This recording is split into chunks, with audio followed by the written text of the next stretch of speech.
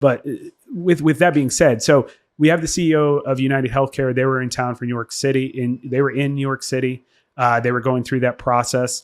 And, essentially, it looks like here. So we kind of start out in just a general timeline. We got November 24th, right?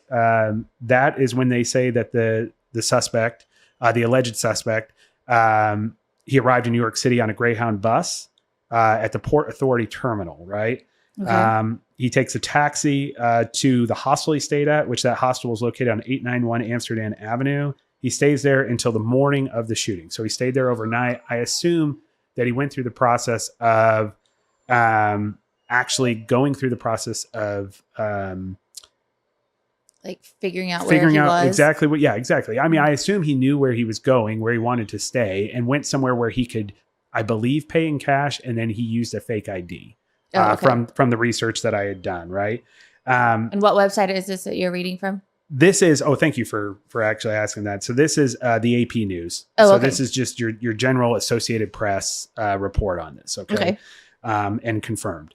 And then they spoke to an employee at the hostel. He briefly pulled his face mask down and smiled. That's where they said like he was flirting with a girl.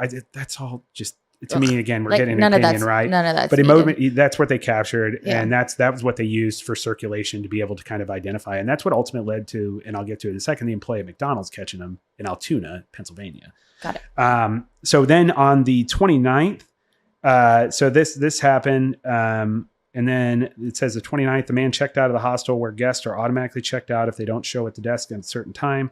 Police believe he stayed someplace else and checked back into the same hostel the next day. Okay.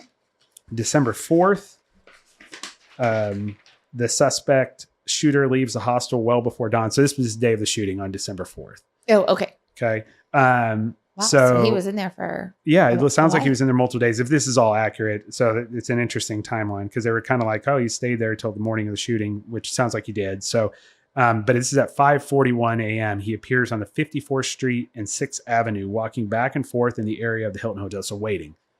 So obviously he knew that where the gentleman was staying. Yeah. He obviously had vetted all that out. He was out there waiting for him.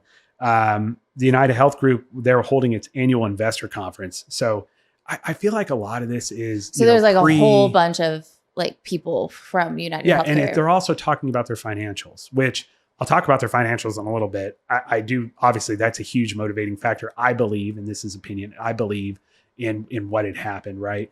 With this gentleman. And of course they're there to basically announce to their investors, which again, if you're like going down that road, well, right.